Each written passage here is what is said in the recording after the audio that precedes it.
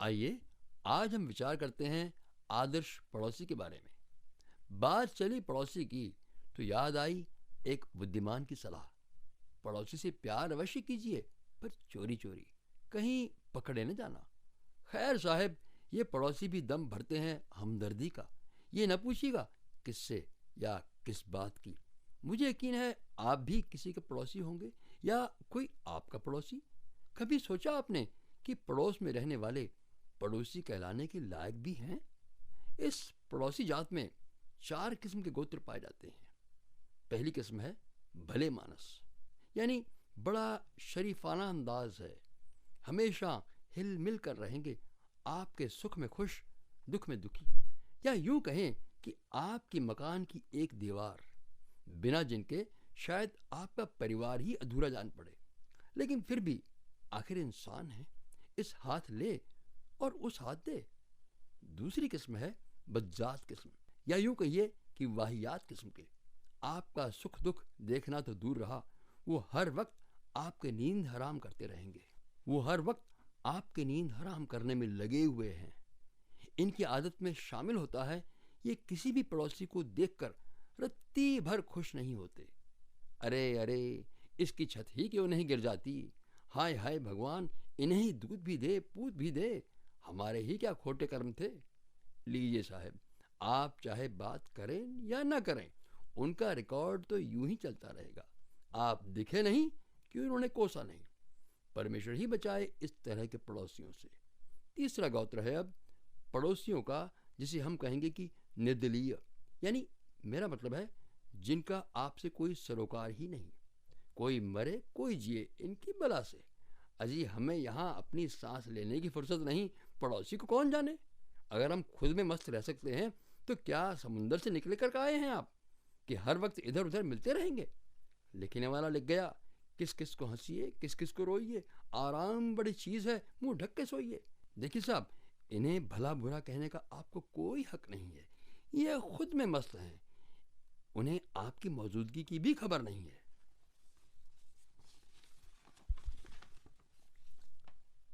अब चौथे कुनबे का आपसे परिचय कराते हैं। ये हैं मतलबी यार, या कहें स्वार्थी। बड़े ही तिकड़म वाले लोग होते हैं ये। जब ज़रूरत पड़ी गधे को बाप बनाना इनका ख़ानदानी रिवाज है। बड़ी चापलूसी करेंगे आपकी, यानी आपके सिवा दुनिया में वे अनाथ ही पैदा हो गए थे। आपके आगे पीछे सलाम करेंगे क्योंकि सीमेंट आपने दिलवाना है, नौकरी उनके लड़के को आपने दिलानी है। लेकिन जिस दिन आप रिटायर होकर घर बैठ गए या अपनी मजबूरी प्रकट कर बैठे, तो ऐसे मुंह फेरेंगे जैसे कभी आपको देखा ही नहीं। इनका होना आपकी शिद्दत की बीमारी बन सकता है।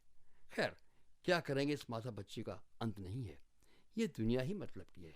लेकिन अब मैं एक बात पूछता हूँ कि यदि अच्छे के साथ आप अच्छा व्यवहार करने लगे, बुरे के साथ बुरा, तो फिर आप में तथा जानवर में क्या अंतर है? यूँ तो आप सिद्धांतवादी की तरह कहेंगे मनुष्य का कर्तव्य मनुष्य के काम आना है, नहीं तो जीवन व्यर्थ ही व्यर्थ है। लेकिन जनाब, ये पड़ोसीपना केवल नाम का है।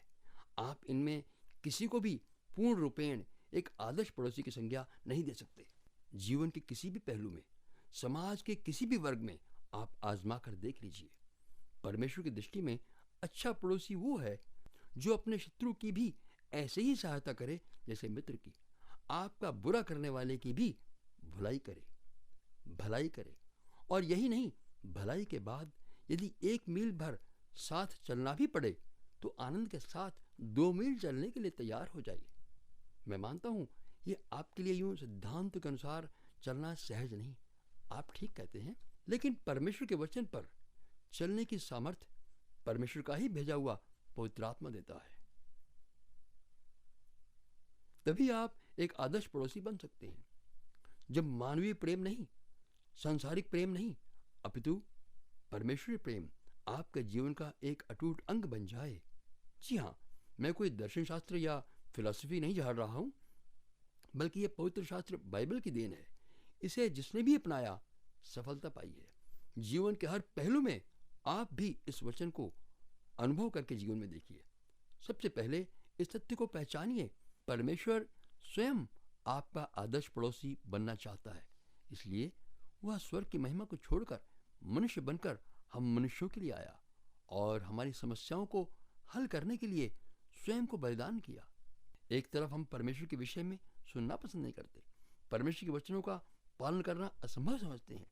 दूसरी तरफ हमारी मन की दशा को जानने वाला प्रेमी दयालु परमेश्वर हमारी सहायता करना चाहता है, अपना अटूट प्रेम प्रकट करने के लिए हमारा पड़ोसी बनना चाहता है। उसने हमारी सजा चुकाने के लिए बलिदान दिया। यदि आप इस महान प्रेम को स्वीकार करते हैं, यदि आप आदर्श पड़ोसी बनना असंभव जानकर असहाय हैं, तो आपकी सहायता के लिए परमेश्वर का सामर्थ्य हाथ तैयार है। मुझे विश्वास है आप अवश्य ही अपने हृदय में परमेश्वर को पहला स्थान देंगे। परमेश्वर की आशीष आप पर प्रकट हो।